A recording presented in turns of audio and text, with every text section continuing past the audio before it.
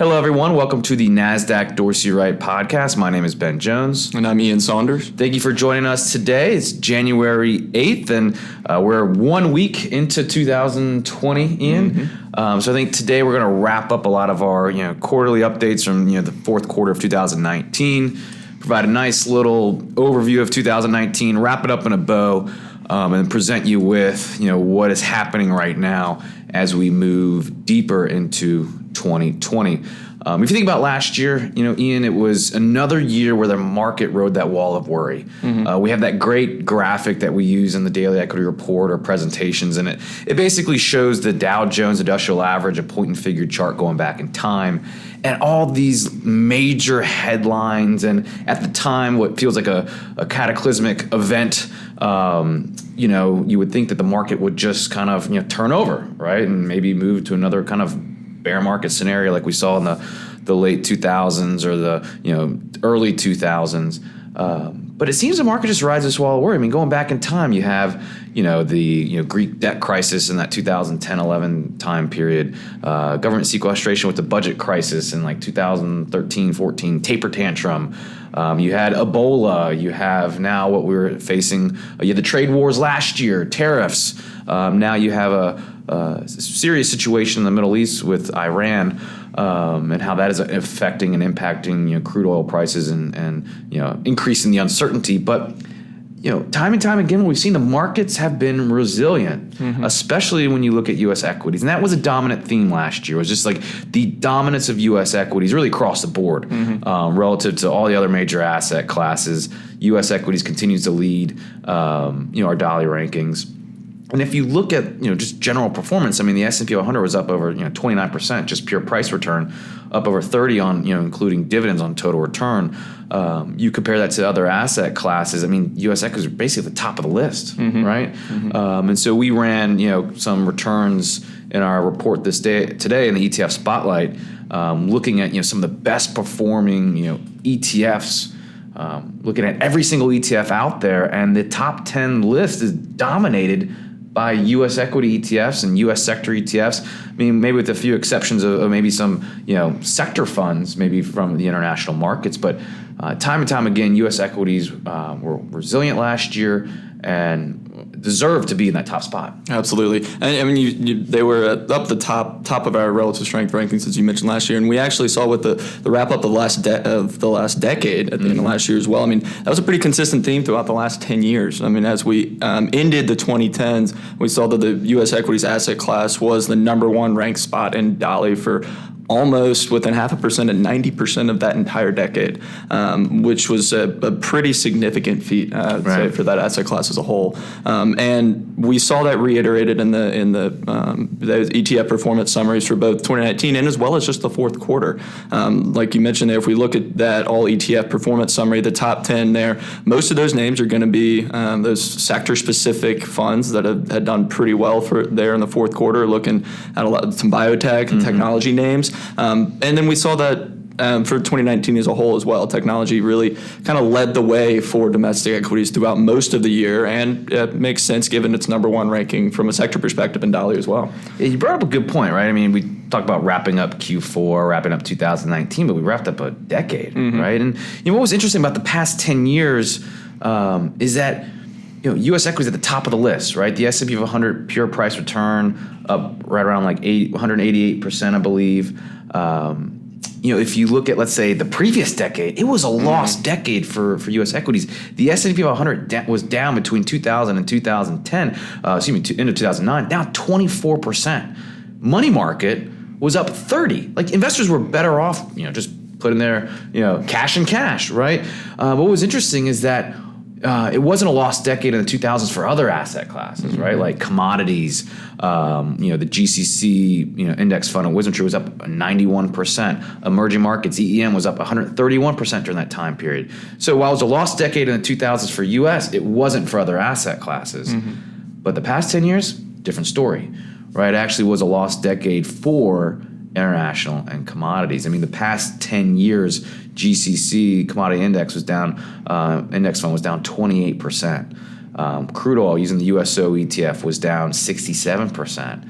International equities, we call it a lost decade because they just trailed U.S. equities by such a large margin. I mean, emerging markets EM was only up 8, EFO developed markets only up 25. So the past 10 years was definitely a lost decade for any really portfolios that were heavily allocated towards commodities and international equities, and any underweight to U.S. equities definitely would have struggled. So that was an interesting thing the past 10 years for sure.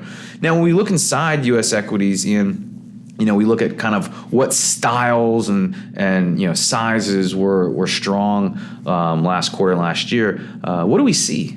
Yeah, so speaking with last quarter, last 3 months really specifically there, kind of an interesting diverse list of names up the top of those performance rankings. The number one performing ETF over the last quarter from just the broad kind of size and style classification there was actually Dividend Achievers ETF that was up over 12% there.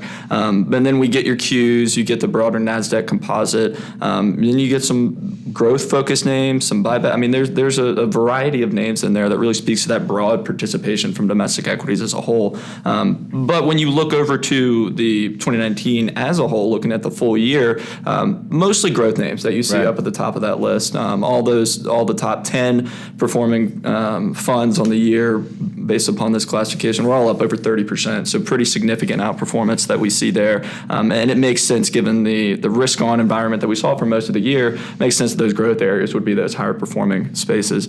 And looking at areas that underperformed, unsurprisingly, again in the fourth quarter, low volatility really seemed to underperform. We had pretty steady, consistent gains for most of the last 3 months, and that led to some low volatility focused funds underperforming a little bit. Now, another interesting point is that none of the funds that we were looking at in this classification, none of them had negative returns for the fourth quarter. So pretty much everything was up. Just some things seemed to be up significantly more than others. Yeah, it's a lot of breadth for sure. And again, what does this mean for 2020? Going forward. Well, if you look at Dolly, we have the size and style ranking. So taking the 9 traditional U.S. size and style boxes. Think small value, small blend, U.S. large value, large blend.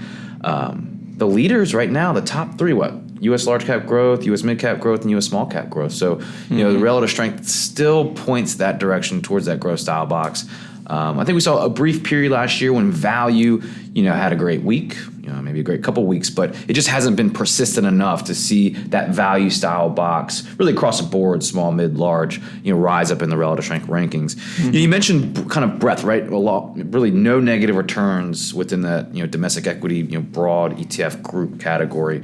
Other evidence of breadth. So we have an indicator. It's called the BT indicator. So, it stands for, buy signal and trend. So what we do is we track an inventory of stocks to see what percent of stocks in that universe or inventory are on a buy signal and in a positive trend. So if you type in BTSPX, you get the buy signal positive trend indicator for the S&P 500. And right now, 68% of S&P 500 stocks are on a buy signal and in a positive trend. This is the highest level we've seen since February 2018. So at the end of last year, we saw that crack through. It's April 2019 highs. I mean, that's a sign that over 2/3 of that large cap universe have really strong absolute signals of trend and buy signals. What's interesting though, if you expand the universe and you look at the New York Stock Exchange, which includes more smaller size companies, it's only down around 48%. And it's the chart is a very different picture than what you see for the BTSPX. The BTNYC, trading still below kind of your April 19 levels, well below your January, February 18 levels, and we still have to get it back to about 60% to see your 2018 high. So it's just interesting. I mean, that's some of the headwinds that you see in these larger universes that have had a lot of energy names in them last year, small cap names. So what this does mean, though, is that we have seen breadth within U.S. equities, confirmation by performance, confirmation by the BTSPX. Even though the BTNYC is lower than some of its recent highs, it's still moving higher, right? So you're still seeing more stocks begin to move back to positive trends or be in a positive trend and move back to a buy signal. So I think that's a positive sign for U.S. equities going forward. Absolutely. I mean, that's even given the slight pickup in volatility that we've had over the last few days, we haven't seen that much, I guess, the downside movement, definitely from the indicators perspective. And even in looking at the actual point figure charts of the broader indexes, maybe a little bit of a pullback, but nothing overly concerning. One other point, so you mentioned there the last decade that we wrapped up was really a lost decade for international commodities. But I did want to touch on as well, we've seen both of those areas. I mean, they were the underperformers for 10 years. They picked up the pace a little bit, especially in the fourth quarter there. I mean, if you're looking at the Dolly rankings, that tally history that you can view on the Dolly page there, domestic equities has obviously continued to pick up the buy signals, but so has international equities really since the end of August, and commodities is the big gainer over the past several weeks here, moving within 5 buy signals now of that third ranking asset class, fixed income, with 174 signals compared to 178, and we saw a few of those areas start to pick up the pace. They're looking really mainly at gasoline a little bit over the last 3 months. But were there any other interesting areas in commodities that you noticed there? Yeah, I'm glad you brought that, because you think about Q4, right? It was kind of a photo finish at the end when you look at what areas in the global markets outperformed the last 3 months, and really across the board, international equities were competitive. Weren't competitive for the decade, but they were the last 3 months of the decade. Emerging markets, think up close to about 10% last quarter. You look at broad commodities, the broad baskets of Greenhaven Continuous Commodity Index, GCC, iShares, GSG, up about 7%. So slightly underperforming U.S. equities, but still competitive. Within commodities, it really was a rally led by energy. You think crude oil, gasoline, as well as precious metals, right? We saw palladium, respond, platinum respond. You didn't see really traditional safe havens rally as much. Think gold and silver. We have seen them kind of rally at the beginning of the year, given some of what's going on in the Middle East. But I think the bright spot was crude oil and energy, and it just really wasn't a recent event, right? Based off of what's happening right now over there. It really was something that was transpiring really since the end of November. I mean, if you look at kind of crude oil for the quarter, looking at, let's say, the iPath Goldman Sachs crude oil ETN, it was up about 17% last quarter. If you look at the equity side, right, so like just oil stocks, oil service stocks, what's interesting that we're seeing there is that on the sector bell curve, at the end of November, those two sectors were in that 16 to 20% range on the BP, on their bullish percent charts, meaning that less than 20% of stocks, so again, we're talking equities here, in the oil and oil service sectors were on buy signals. It's a very washed out, oversold sector. In the month of December, we've seen it move higher and actually cross above 30%. So it's interesting. If you use that sector bell curve, you can look at different dates. Oil service really washed out into November. It was kind of an anomaly because everything was clustered around that 50% range. Those two sectors really stuck out, but now they've kind of caught up with the pack, so to speak. And this is just in response to kind of rising crude oil prices and something that we're watching right now. But for the year as a whole in commodities, you had to own precious metals or anything tied to energy. Any allocations towards the ags or softs, you struggled, right? And I think that is just kind of typified what we saw this past decade was just we saw some bright spots for commodities over the past 10 years, but again, when we talk about trends, we talk about momentum, there was no persistence. And that's just what we saw with some of those commodities. And that's what we'll be looking for. I mean, we've seen the persistence from domestic equities, and we started to see spurts of it for international equities in 2019. Really specifically in the latter half of the year, some of those emerging market spaces. China is really, in looking at that international equity ETF breakdown there, most of those 6 out of those top 10 funds had some exposure to China within there. So that was pretty strong, consistent outperformance of China really over the last 3 months here, as we might be leaning towards wrapping up some form of trade agreement here in the near future. And that showed through in the price return. Most of those were up over 15%. So some pretty consistent, at least near-term outperformance that we'll continue to look for as we head down the new decade. Yeah, and it's good that you bring that up because, like with international equities, most strategic asset allocation portfolio is going to have a larger weighting towards international equities than their tactical counterparts. A lot of our international ETF models fairly diverse in their exposure, a little bit of developed, a little bit of emerging. A lot of the models that are involved in kind of country rotation-based strategies, you still have some like the Latin American exposure. Some still have a little bit of Asia, but we've seen that kind of slowly work out of it. One interesting model, looking at like the iShares emerging model on our system, we see that is heavily allocated to like Latin America with Brazil. It has Asia 50, it has Russia, it has Taiwan, it has India. You don't see a lot of China right now, but we can see that potentially kind of rotate in some of these portfolios if those trends continue. Using some other products out there, we have seen Taiwan seems to be a stable position in a lot of our international country rotation strategies. So that's something to watch too. And that was actually one of the kind of surprise addition there. And looking at the all ETF performance breakdown, it snuck into the top 10. The iShares Taiwan ETF EWT with a 13% return on the year. So definitely some kind of consistency there with the model projections. For sure. And then you think about kind of how all these trends are moving in and out of place, and oftentimes when we try to describe what's happening or look for causation, we often turn to the U.S. dollar, right, to kind of help make sense of what's going on in commodity markets and international equities. And you look at this past quarter, it was a weak quarter for the U.S. dollar. Down about 3%.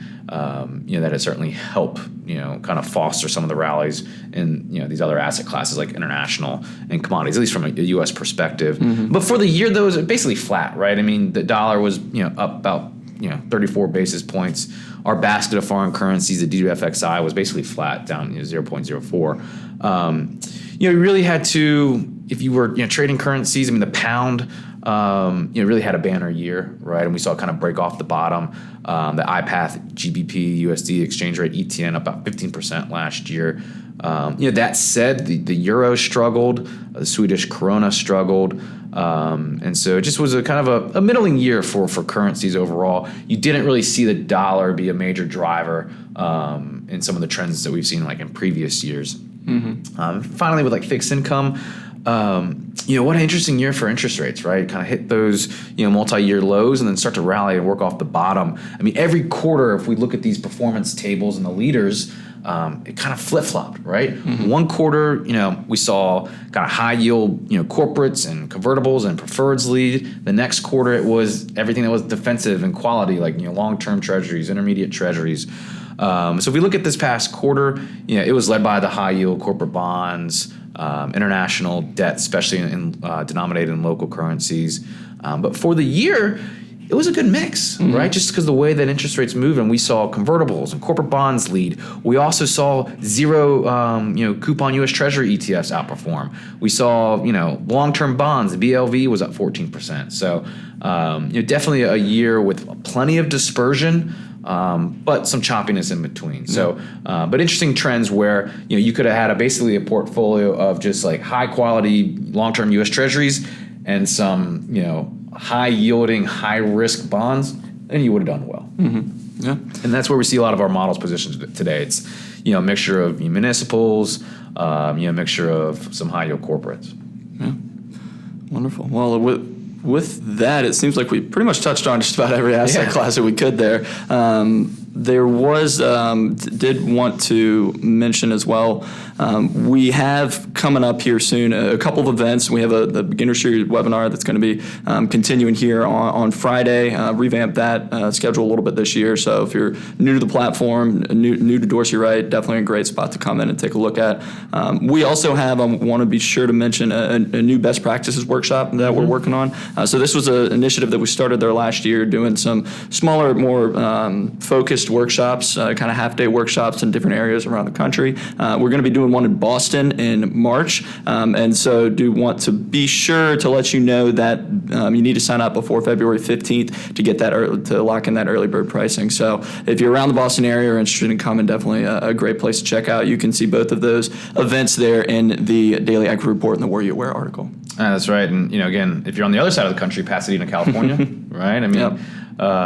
You had the Relative Strength Institute out there February 5th. So if you're interested in that, log in, register for free. It's a great event to learn about relative strength, the investment methodology, the process behind a lot of our strategies. So definitely check that out as well. So again, we have some great events coming up. Beginner Series, Best Practices Workshop in Boston, Relative Strength Institute, out in Pasadena, California, early February. Again, we also have our Monday videos that we put out. So if you can't make those events and you still want to see us and hear from us, you can access those videos through our research platform or our YouTube channel. If you don't like the videos, go to our Twitter account, right? Be able to get some updates, some daily, weekly updates by following us. It's at Dorsey Wright DWA. That's on Twitter. So there's some great ways where you can access the research and updates outside of just the research platform. So take advantage of those resources if you can. Yeah, wonderful. Well, with that, thank you for joining us here, Ben. Thank you all for listening here on this Wednesday and second Wednesday in January, second Wednesday of the new decade. So we'll go ahead and wrap things up this morning. We look forward to having you all back next week.